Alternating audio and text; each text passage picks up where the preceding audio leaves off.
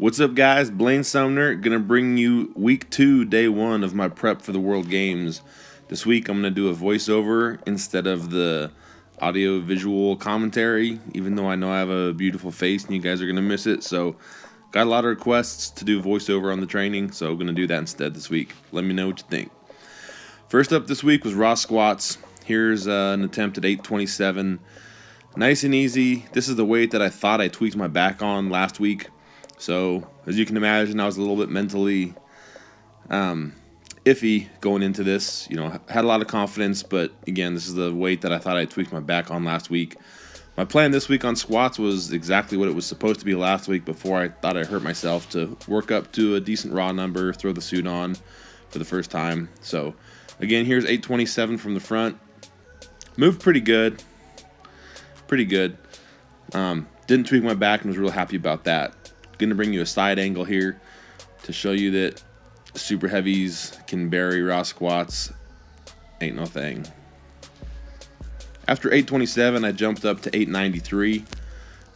This weight felt okay. It moved a bit slower than I wanted to. I've wanted to hit 937 here on my raw squats the last 2 weeks, but tweaked my back last week, and then this week this just didn't move fast enough to justify going to 937 and grinding it out before I focused on my equipped stuff. So again, 893. My low back is super fatigued and pumped from the deadlifts that I had done 2 days ago, multiple reps over 805, and my erectors were just fried. So I was a little tender coming out of the hole on that, and was a bit conservative grinding through. So all in all, not a bad raw squat session. Wish this moved a little bit faster and I'd have jumped to 937, but I'll save it for another time. Got to chalk it up to a victory, the fact that I was able to get through these without tweaking my back.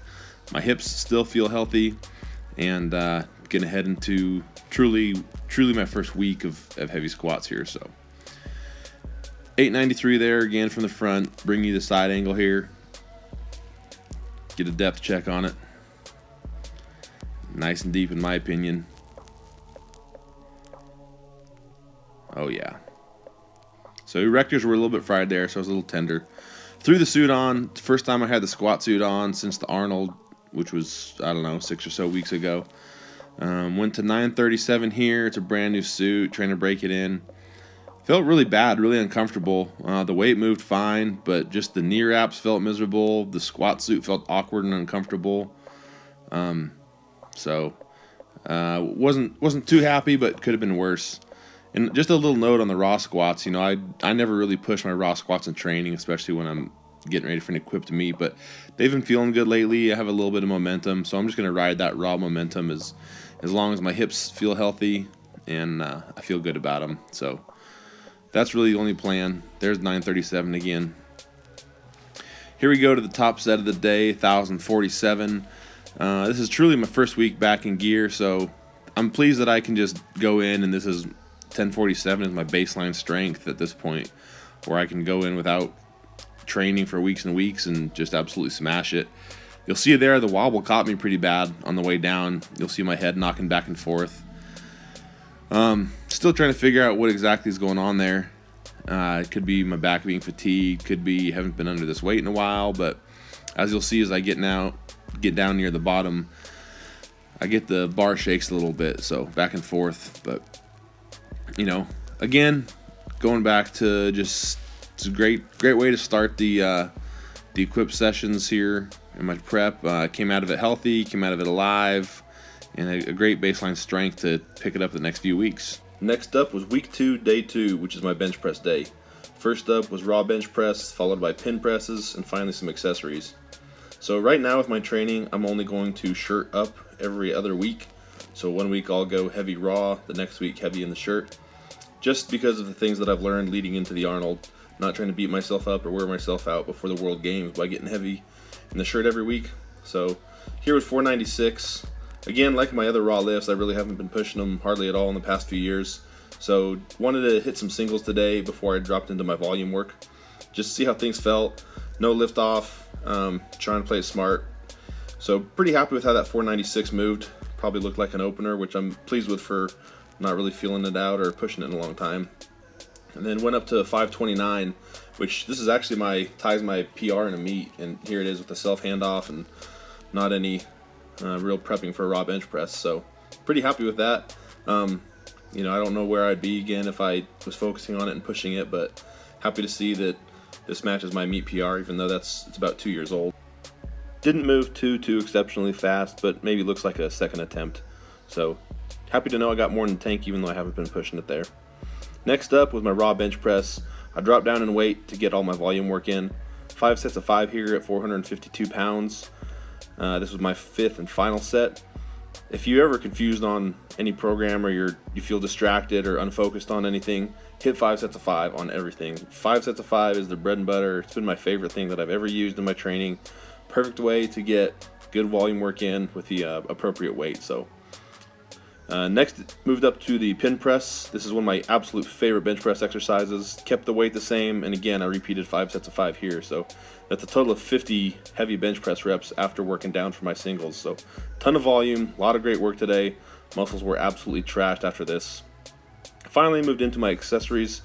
I supersetted dumbbell flies with front raises, and I sped the video up here to not bore you to death, but this was my 5th set of dumbbell raises. Again, I was working in the 8 to 12 rep range till failure on every set.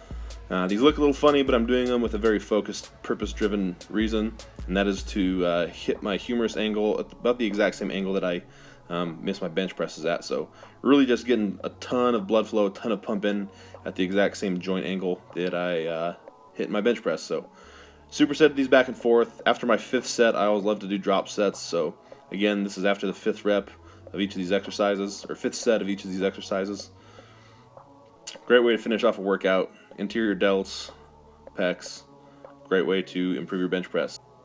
I completely love drop sets, but I'm not necessarily a huge fan of supersets, but they are a great time-effective way to get all your work done in the gym. Next up was day 3 of week 2. Not bringing you any footage on this day. Day 3 and 4 are kind of my bodybuilding days, as I'm calling them. So just not as convenient to film everything. I'm not in my same gym with my same setup, so just going in to get the work done.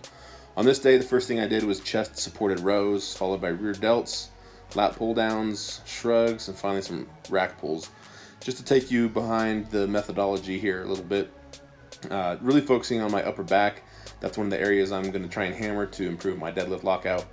That's why I'm doing these things like the chest supported rows, making sure I have a big emphasis on keeping my elbows high. Rear delts, lat pull downs, obviously bread and butter for any back. Shrugs, your traps can never be too strong. And then some rack pulls. If you've seen me on Instagram, I've been doing a lot of rounded back rack pulls. So I wasn't in such a compromised position today on those, but also not in a completely locked out, perfectly leveraged way to finish the rack pulls. So knocked that out today. Lots of sets, lots of reps, lots of volume, and lots of drop sets. So did 5 working sets on everything, 8 to 12 reps, always a drop set after the last set. Last up is day 4. This is my bodybuilding bench press day, as I call it. It's really just a volume bench press day followed up by a lot of direct bodybuilding-esque muscle work. So I start off with feet up bench press, followed that by close grip bench, cable flies, and then tricep pushdowns. When I normally bench press, I use a lot of techniques such as big arch and leg drive to get the bar moving off my chest. That really makes the top half of the movement the most challenging part, and using technique to get it off the bottom half. So this feet up bench press is focusing on my weakness, where I take my feet up off the ground, I don't arch, and really hammer that bottom end of the range of motion. I do a lot of volume here. Again, 5x5 is absolute bread and butter. Follow that up with close grip bench press, similar to all the other movements I've been talking about this week. If you've noticed, my exercise selection is minimal compared to what it used to be, so really focusing on what I love to call the bread and butter exercises. Close grip bench press can absolutely not be beat for an upper body movement. Absolutely fantastic. Follow this up with an absolutely brutal superset of cable flies and then tricep pushdowns. Again, similar to what I did on day 3 and my other assistance work. I'm doing 5 sets, 8 to 12 reps, till failure, supersetting each of them, and then at the end of the 5th set, hitting a drop set. So that wraps up week 2. Stay tuned for week 3.